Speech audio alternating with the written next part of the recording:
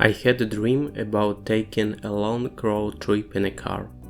There is something so interesting about being stuck with your partner in endless, almost meditative movement somewhere farther. Quality is important to me on every trip, even if I'm not always well prepared.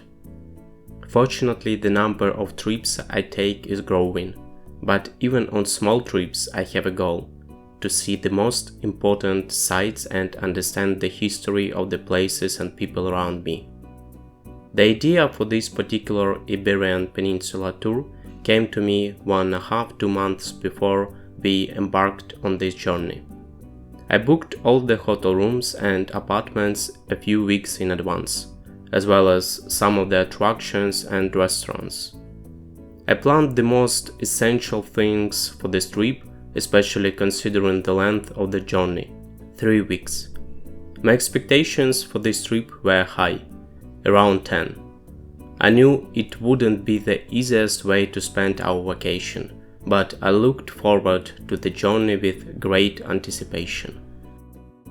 The first stage of our road trip was supposed to start with a 500 kilometers journey from Valencia to Cordoba. However, just 2 days before we were set to depart, the car engine began to experience issues with acceleration. This forced us to travel an additional 200 kilometers to have the car checked by a mechanic before finally making our way to Cordoba. Unfortunately, the weather took a turn for the worse during the trip. On May 22nd, 2023, in Andalusia, the temperature outside dropped from 11 to 10 and eventually 9 degrees Celsius. The rain was so heavy that it became increasingly difficult to stay focused while driving. Personally, I find it hard to gauge speed during heavy rain and tend to drive faster. As we got closer to Cordoba, the weather improved, and we were greeted by stunning fields that I found to be quite poetic. Unfortunately, I didn't capture them as well as I would have liked, but I did manage to capture footage of other fields, which I found to be special in their own way. We started our trip at 7:30 am in Valencia and arrived at our hotel in Cordoba at 7:30 pm, after 12 hours. I was expecting Cordoba to be similar to Granada, which we had visited the previous fall, and my expectations were fairly high. The city did not disappoint, with its numerous villas that gave the impression of people actually living there, unlike many towns on the Spanish Mediterranean coast. When I reviewed the videos I recorded in Cordoba, I realized that they could have been taken in Seville or even in numerous cities to the north of Cordoba, such as Murcia, Elche, Alicante, or even Valencia. However, the atmosphere and vibe of Cordoba are truly unique. 1000 years ago, Cordoba was the capital of the Umayyad Caliphate of Cordoba, and before that it was the capital of Al-Andalus and the Emirate of Cordoba. At that time it occupied most of the modern territories of Spain and Portugal, making it an important city from a historical point of view. It currently has a population of over 328,000 inhabitants, which is comparable to Alicante's population but slightly less than Bilbao's. On our first full day in the city, we took a bus to the city center to visit Alcázar de los Reyes Cristianos and the bell tower of the Mosque-Cathedral of Cordoba.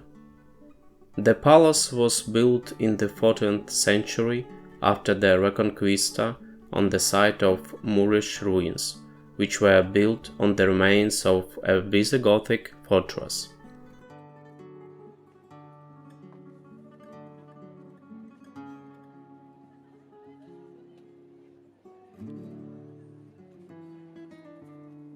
This Alcázar is notable for its historical significance because Christopher Columbus had his first meeting with the monarchs here, seeking sponsorship for his expedition that led to the discovery of the Americas. The site is worth spending at least 2 hours exploring. You can find fascinating gardens there, despite their current design being formed later. There are 2 towers, and you can climb to the top of the Tower of Lions, which is the same tower as the main entrance to the Alcázar. From this tower one can see the palace side with the gardens. Inside you can find the main hall of the building, which is the Hall of Mosaics, with the remains of the Moors' royal baths. You can also see it from the hall balconies.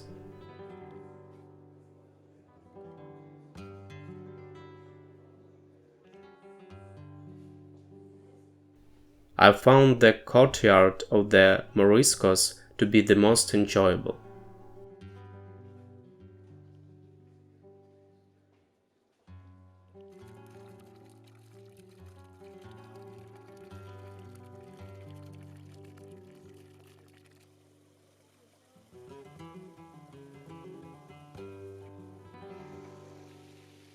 As with other examples of the Mudéjar and Moorish architecture, the courtyards are particularly charming. The gardens are well maintained, with pools and heavy vegetation. Water is the main focus in the Moorish gardens, and it is an achievement to maintain this level of vegetation since Andalusian cities of Cordoba, Granada, and Seville are considered to be the hottest and driest places in Europe during summer.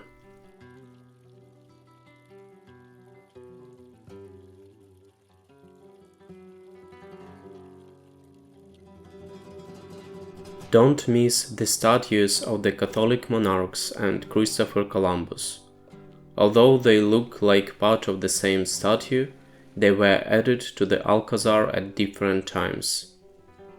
The statue of Christopher Columbus was erected in 1892, while the statue of Queen Isabella I of Castile and King Ferdinand II of Aragon, commonly known as the Catholic monarchs, was erected in the Alcázar in 1973. After leaving the palace, it started to rain, and we randomly went to a charming local restaurant called Taberna La Viuda, which I highly recommend.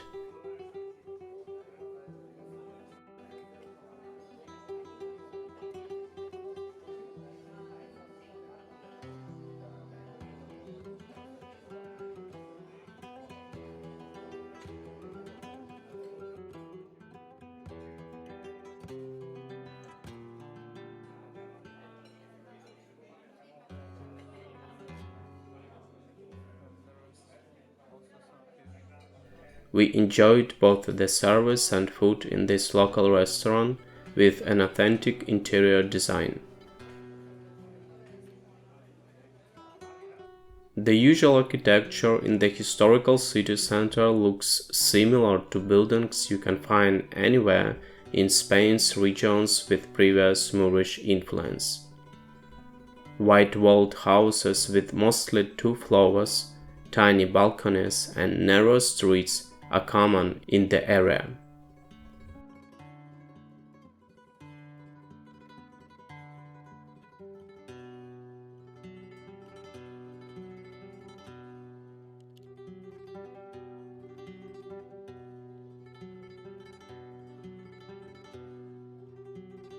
Our second destination for the day was the bell tower of the Mosque-Cathedral of Cordoba.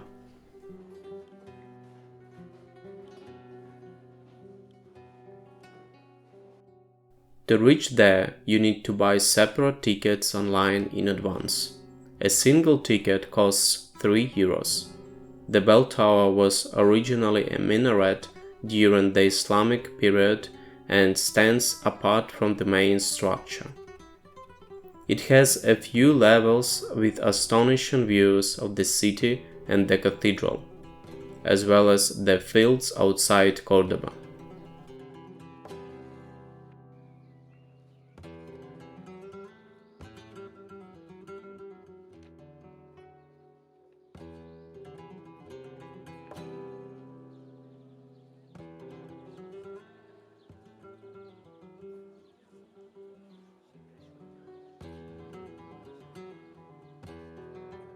The groups are small enough to take photos, videos, and enjoy the views.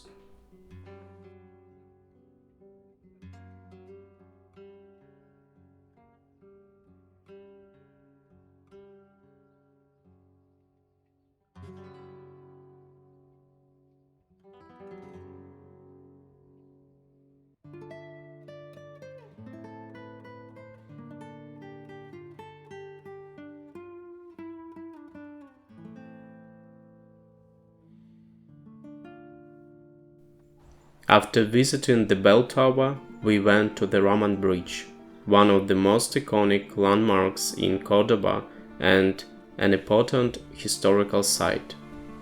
The bridge crosses the Guadalquivir river, which is the same river you can find in Seville and which was highly important for transoceanic trade with the Americas.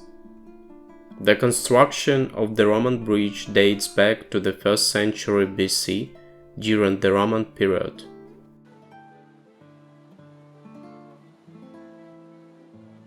It was originally built as part of the Via Augusta, a major Roman road that connected various parts of the Iberian Peninsula. The bridge played a significant role in the region's communication and trade routes. The bridge consists of 16 arches, some of which are original Roman arches, while others have been reconstructed or restored over time. Before dinner, we also visited the old synagogue. Visitors do not need to buy tickets there.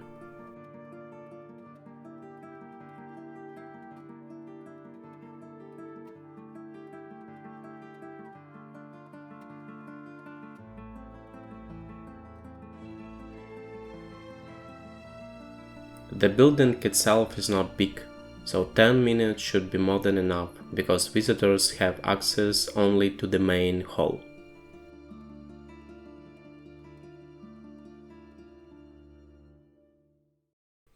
For dinner I chose the restaurant called Casa Masal, whose owner positions it as the Sephardic cuisine restaurant.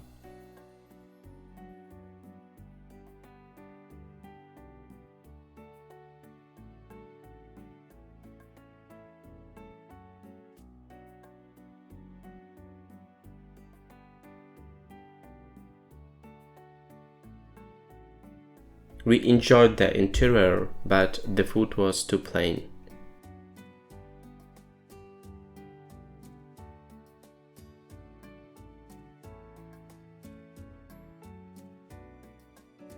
The next morning we checked out from the hotel and went closer to the Mosque-Cathedral. The ticket price was 13 euros per person. I booked the 1 p.m. time slot, but we were 15 minutes late, and at 1:40 the staff started kicking out all the visitors. In 10-15 minutes everyone left the building, which looked weird because then the latest possible booking time should be 12:30. If you want to film the cathedral and then enjoy it, you need more than an hour. Anyway, the architecture is fabulous. As with many other Christian cathedrals in former Moorish territories, it blends Islamic and Christian architecture styles. It is quite unique because you can easily distinguish between the Christian and Muslim parts.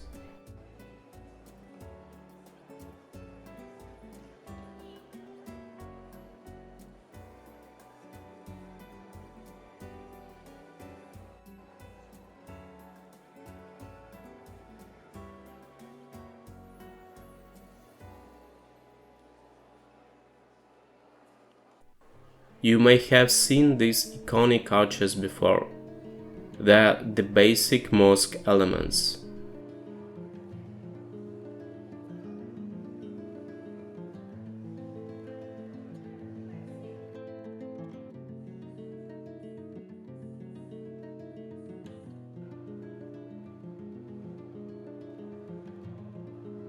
There are approximately 1,250 columns.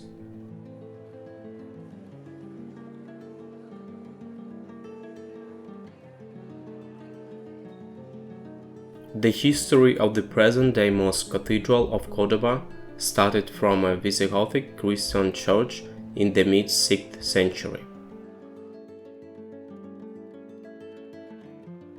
The site was transformed and expanded as a mosque from the 8th century.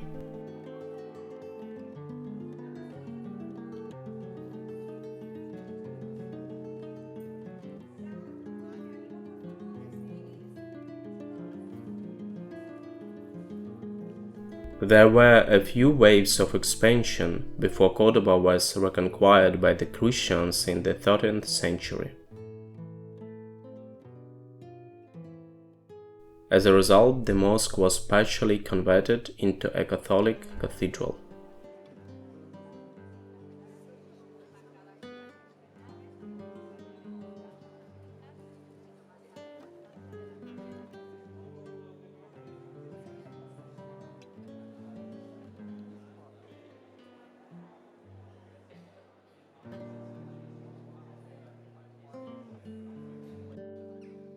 The Mosque-Cathedral is surrounded by the Patio de los Naranjos, a courtyard filled with orange trees.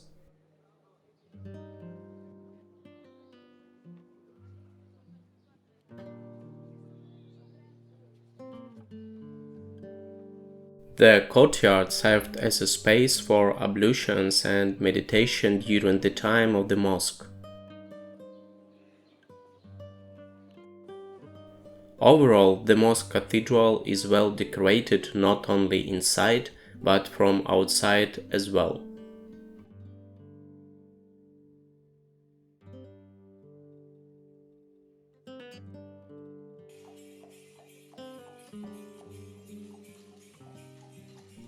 I rate Cordoba 9 from 10. It was an absolutely amazing experience despite the weather. Nonetheless, it was still better than going there during the hot summer months. After visiting the cathedral, we went straight to Ronda. It was only a 170 kilometers drive, but we stopped a few times to enjoy the nature along the way.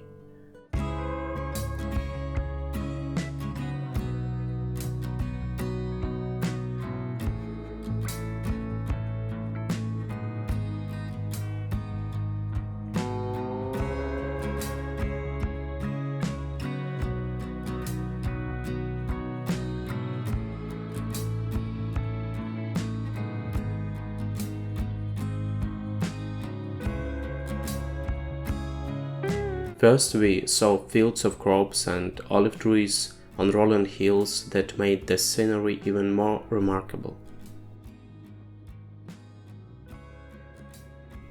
The roads were mostly empty, so it was a pleasure to drive amidst these beautiful landscapes. Later, we drove through flat terrain with endless fields. We stopped there to film it with a drone.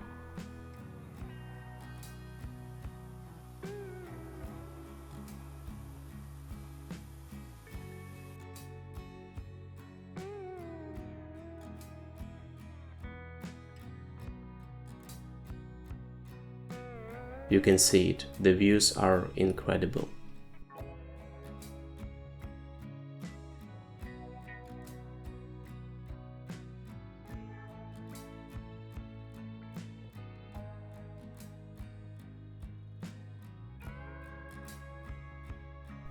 As you get closer to Ronda, you will encounter more hairpin turns, so it's safer to drive during the day.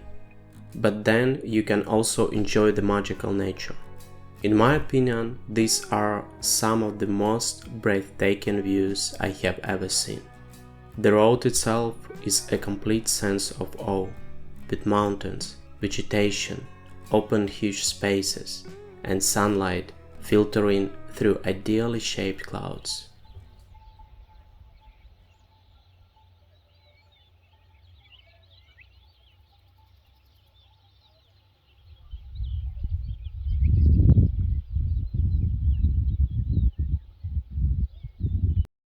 We arrived in Ronda in the evening.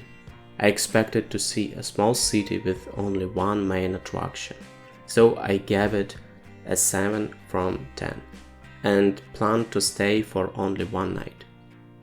However, Ronda amazed us from the beginning. This video was taken from the area near the apartment we booked. I did not expect anything like this. If you go beyond the city center, you will encounter the aroma of freshly washed clothes and be able to enjoy the smell of delicious home food, likely based on tomatoes and other vegetables.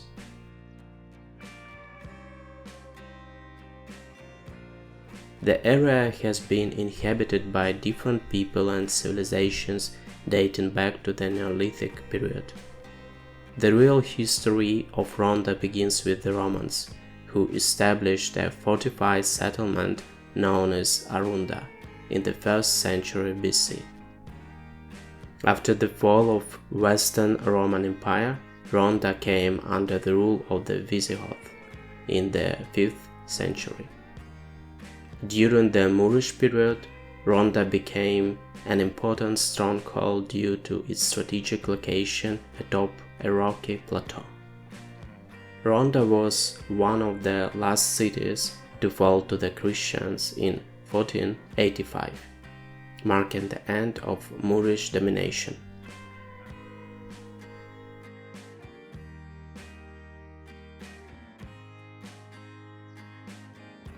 One can still find Moorish architecture in the white houses, small balconies and interesting doors.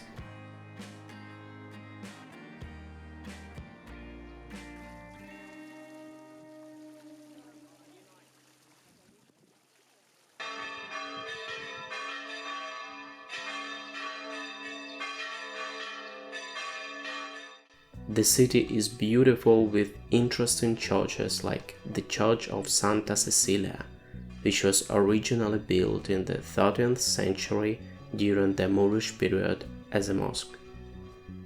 After the Christian conquest of Ronda in the late 15th century, it was converted into a Christian church. In Ronda you can discover a mix of styles influenced by different historical periods. It is quite comfortable to walk around the city. The main attraction and symbol of the city is Puente Nuevo.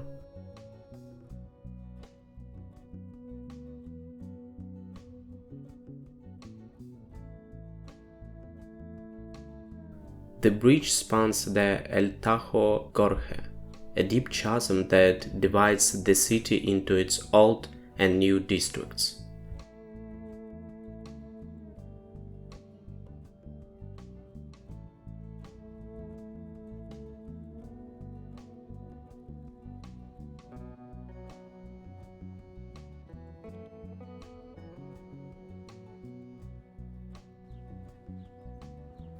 There are several observation decks around the bridge. I recommend visiting all of them as they offer unique perspectives of the bridge, the city, and the surrounding nature. I visited all of them first in the evening during sunset and the next morning around 9 a.m. when the light was still soft. Both times I experienced extreme visual pleasure.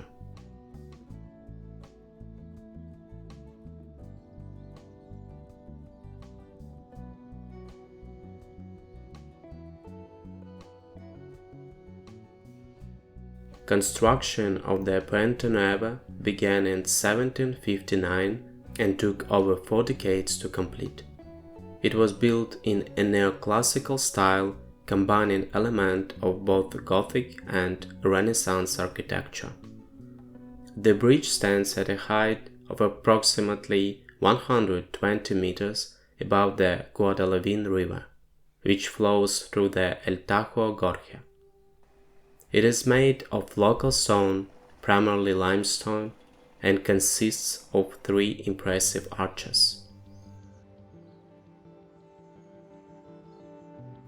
You can also access the Puente Nuevo's interior, a small chamber inside the bridge known as the Room of Secrets, once served as a prison.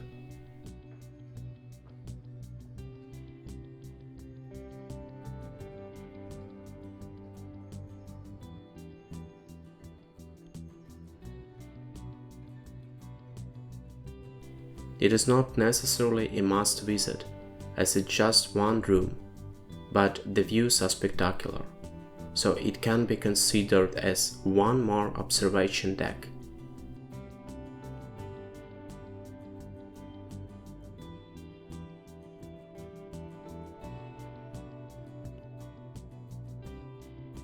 A bit farther from the bridge there is another observation deck that offers breathtaking views.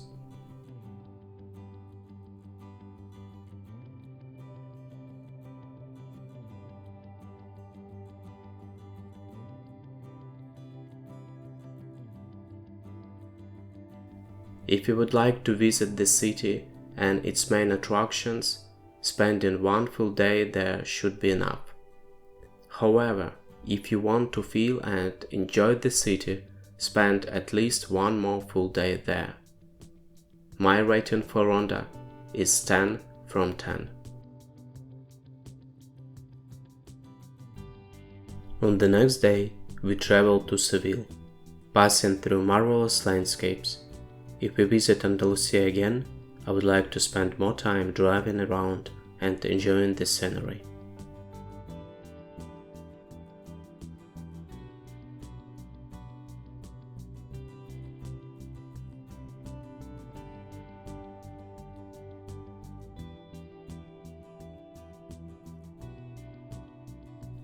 The total driving distance from Ronda to the hotel in Seville was 130 kilometers. However, due to the mountain road and areas with a single line, it took a little over 2 hours.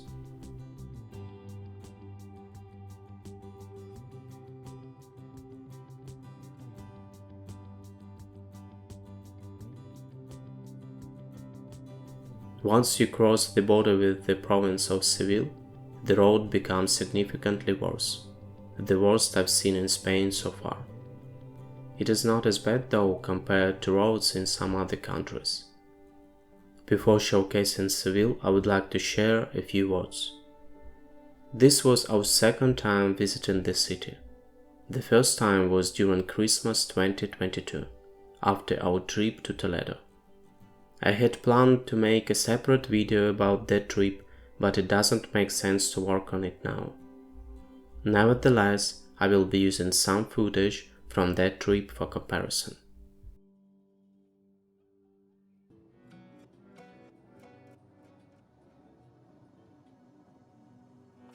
Both times we stayed at the Hotel Sevilla Center. Unfortunately, both times we experienced terrible customer service despite meeting some friend there during our second stay. I had even advised my friends to stay at the same hotel, thinking that maybe during our first time it was just a one-off incident. However, it wasn't. Both times in Seville, my only negative emotions were influenced by the hotel's personnel, who were completely unhelpful and in most cases super passive-aggressive. Anyway, the expectations for our second visit to Seville were 9 from 10. For the first one in December 2022, it was 7 from 10. Despite being a bit disappointed with the lack of Christmas mood during our first visit, we still enjoyed the city. Seville feels very comfortable. I can compare it to Valencia. The cities are similar in terms of population. I would say that Seville is more interesting from a historical point of view. The main disadvantage of Seville is the absence of a seaside. Otherwise, it could be the best city for me to live in Spain. On the evening of our arrival, we went to Restaurante Rocaveco with an amazing rooftop terrace.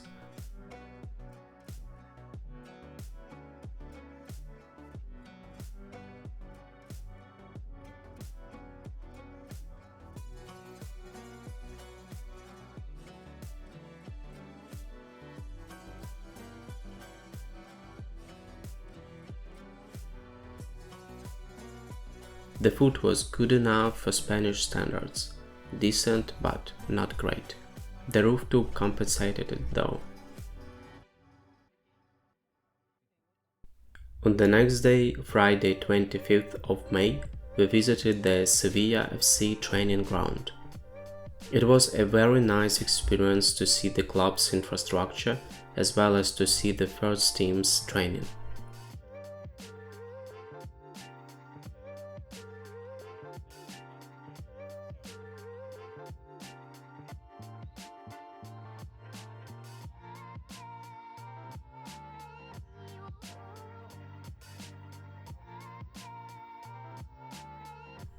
It was 5 days before the Europa League final, where Sevilla defeated Roma and won their 7th final out of 7 they had played in.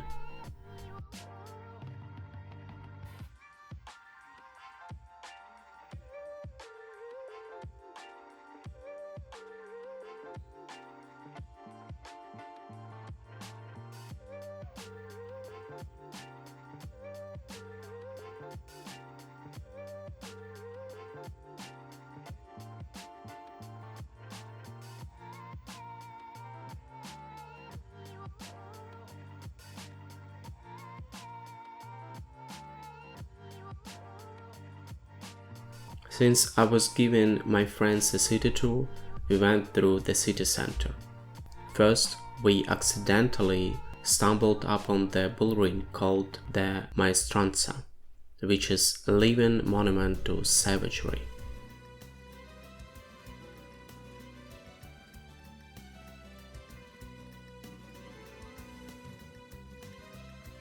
There is a museum inside the venue, and it was interesting for me to see the paintings depicting how people attended the bull rings in the past.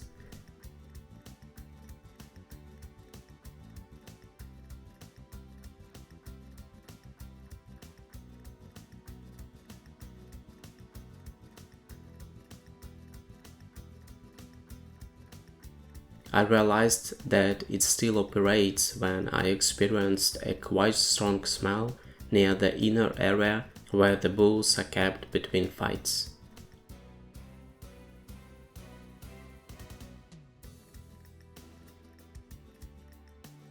The Maestranza has a seating capacity of around 12,000 spectators, making it one of the largest bull rings in Spain.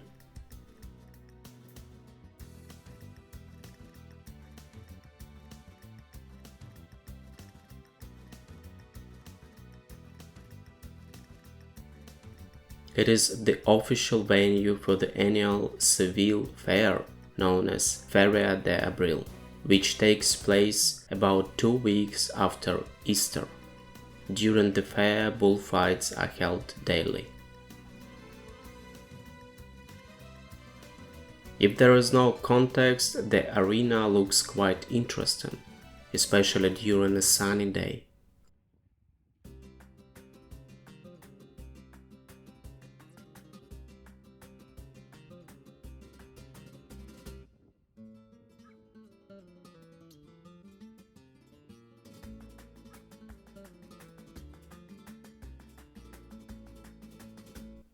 Don't miss an opportunity to walk by the embankment near the Guadalquivir river. Despite the river's historical significance, the embankment is really nice.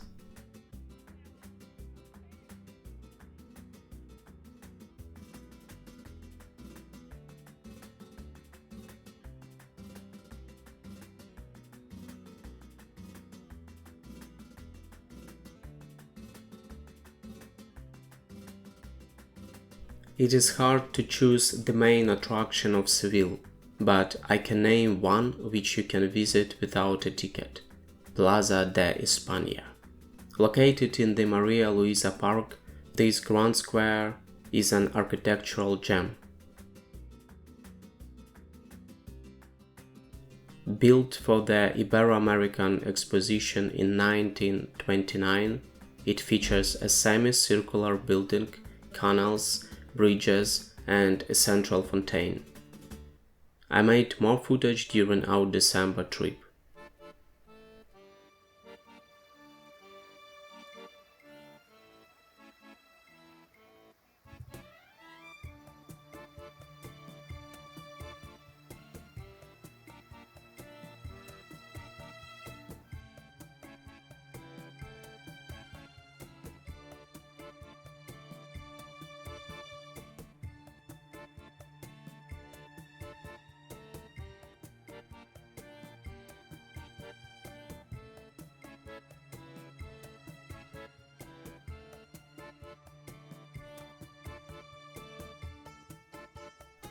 You can notice the elements of neo-Moorish architecture style, maybe not as subtle and spiritual as the original Moorish style, but still so delicate and beautiful.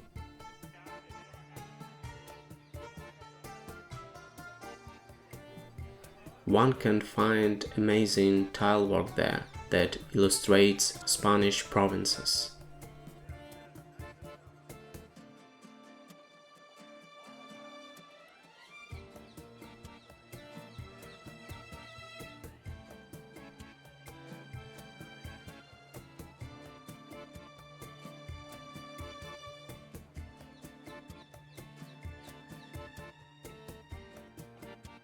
The most fun and romantic activity you can do at Plaza de España would be taking a boat ride.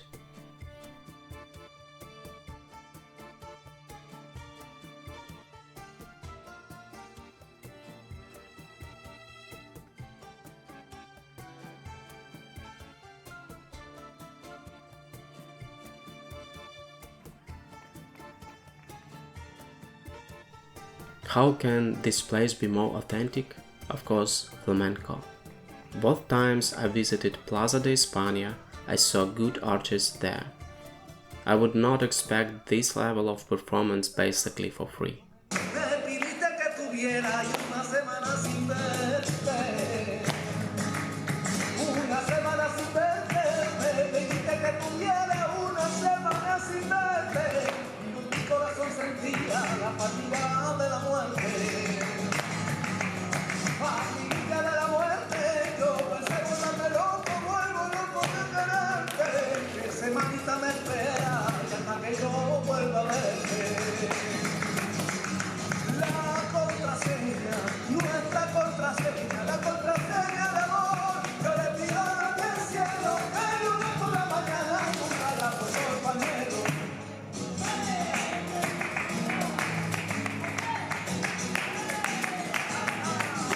On the same day, we went to the Teatro Flamenco Sevilla.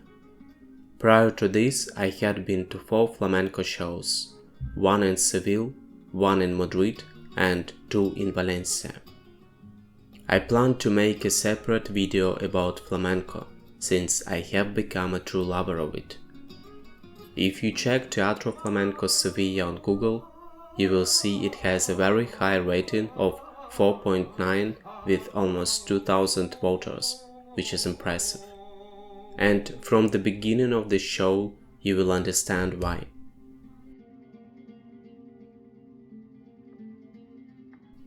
However, as the show was progressing, it became less exciting and I started to question myself. Is this theatrical form of flamenco better? Perhaps for short performances, but not for 1-hour show.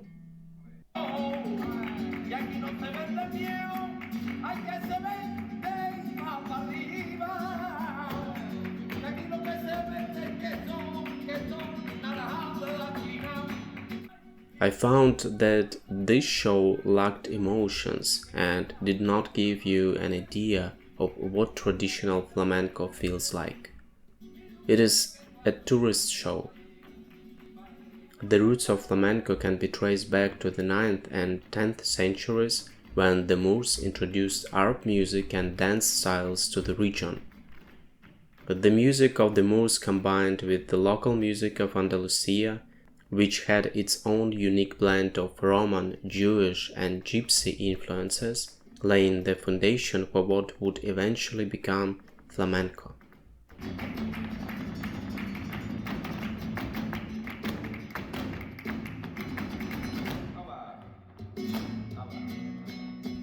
Obviously, the art of flamenco has evolved. A more theatrical attitude is an obvious evolutionary step. But I suggest that if a tourist wants to see a flamenco show in Seville, they should look for something more original.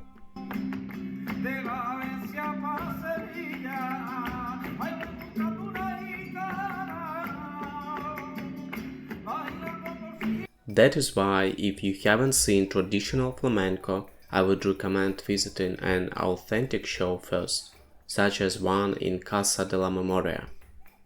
So far, it is the best one I have seen. It was the only flamenco show where filming was prohibited during their performance, and the artists performed separately only for filming.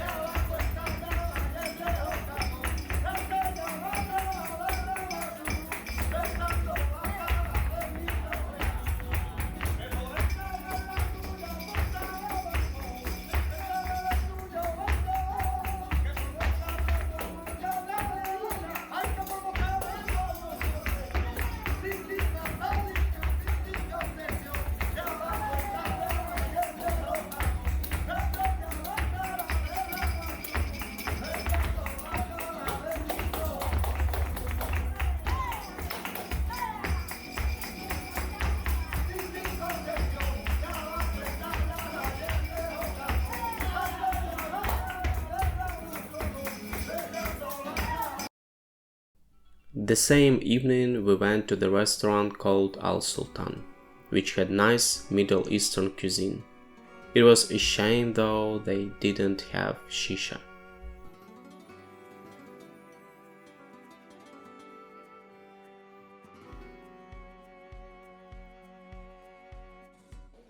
The next morning it was time for Alcázar. It was my second time there and I still enjoyed it.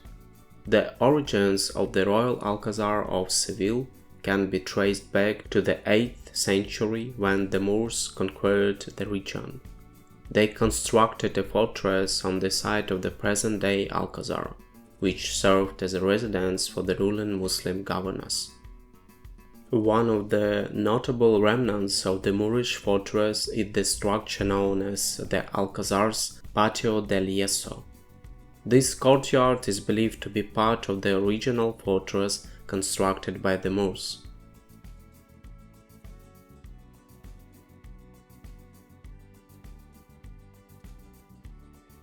The courtyard is surrounded by arcades with horseshoe arches, which are typical of Moorish architecture.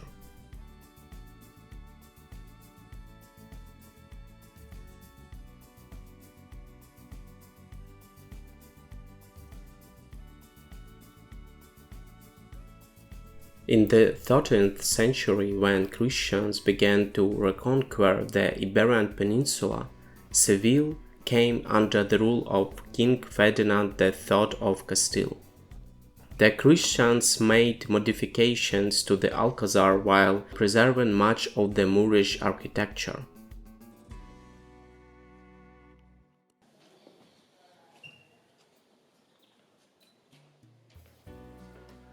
The Mudéjar style, a blend of Islamic and Christian elements, emerged during this period and can be seen in the Alcázar's architecture.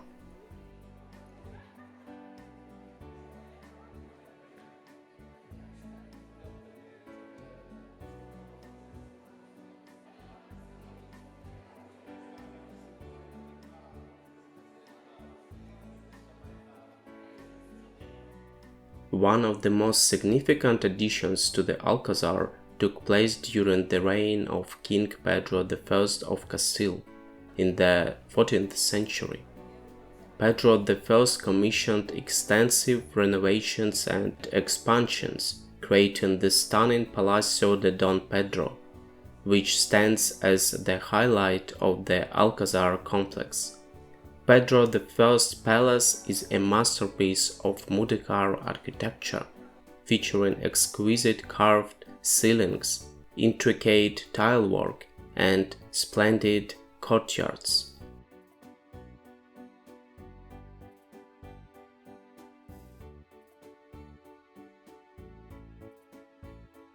Over the following centuries, the Alcázar went through further modifications, primarily influenced by Renaissance and Baroque style. However, the Mudéjar influence remained dominant, preserving the unique character of the palace complex.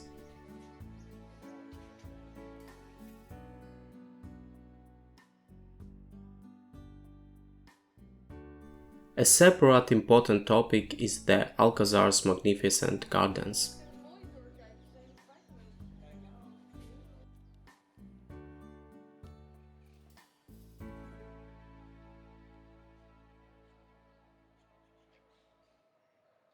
The gardens are a captivating mix of different styles, combining Islamic, Renaissance, and Baroque influences. I found them so calming and relaxing. I would say the gardens are my favorite part of the Alcázar of Seville.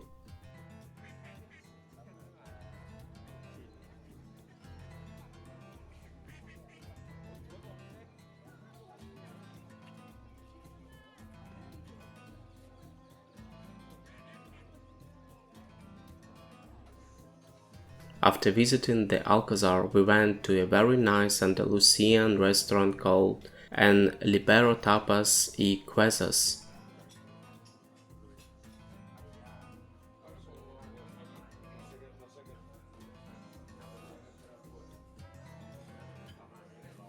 It had a nice atmosphere and tasty food.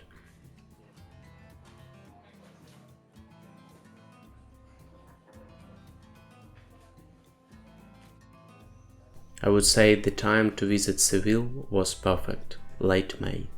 Not as hot as it is during the summer months. However, visiting Seville in May means you might miss something really important. Seville is the city of oranges.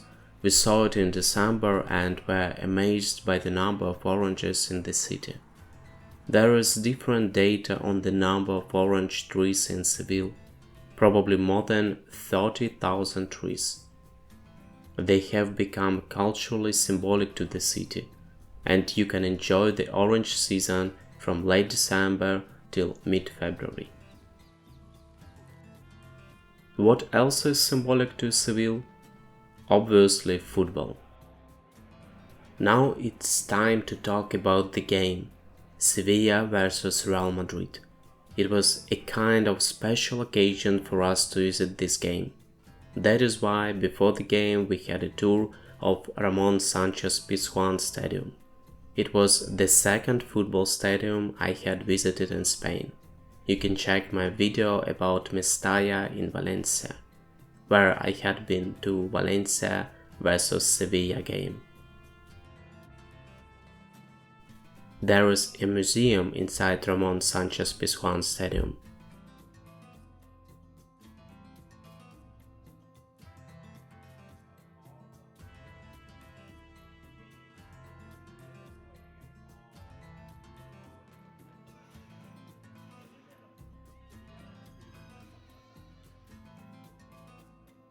Here you can see all the Europa League cups that Sevilla has won, including their most recent victory. They also have a collection of jerseys from the Europa League finals, including those from Dnipro, Liverpool and Inter Milan.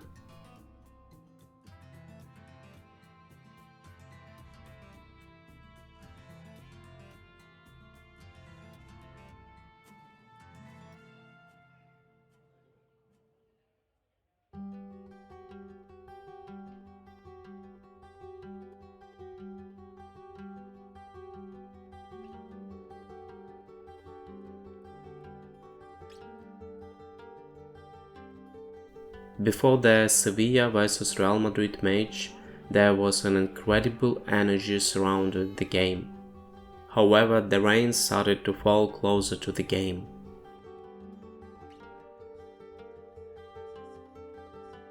Despite the weather, it was still an exciting game, with Real Madrid ultimately winning.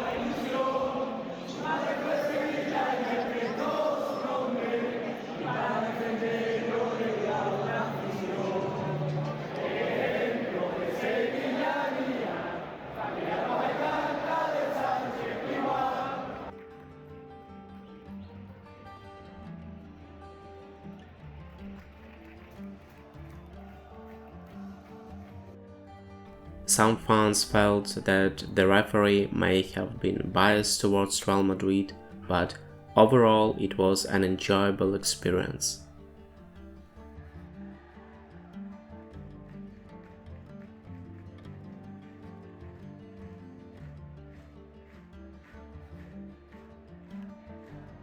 On our last full day in Seville, we visited the Seville Cathedral, which houses the tomb of Christopher Columbus. It is highly recommended to purchase tickets in advance, as we missed out on seeing the cathedral in December due to this. The standard ticket price was €11. Our first goal was to see the Giralda Bell Tower, one of the most iconic features of the Seville Cathedral. It was originally built as a minaret for the Great Mosque of Seville during the Moorish period. Although the views are spectacular, the Cordoba Mosque-Cathedral Bell Tower was more enjoyable. Despite being one of the largest cathedrals in the world, the Seville Cathedral didn't impress me as much as the Toledo Cathedral. Only St. Peter's Basilica in Vatican, which is technically a church, Cathedral Basilica of Our Lady Aparecida in the Brazilian city of Aparecida, and Milan Cathedral are bigger. However, the combination of Gothic and Moorish architectural styles is amazing. The most beautiful cathedral I have seen so far is the Duomo di Milano. I have already filmed a video about Milan, so please subscribe to my channel to watch it later. The most interesting part of the Seville Cathedral, in my opinion, is Christopher Columbus' tomb. It is a monumental structure carried by 4 figures representing the kingdoms of Castile, Leon, Aragon, and Navarre. Overall, I rate my second visit to Seville a 9 from 10. It was a fun and interesting trip with the perfect combination of activities.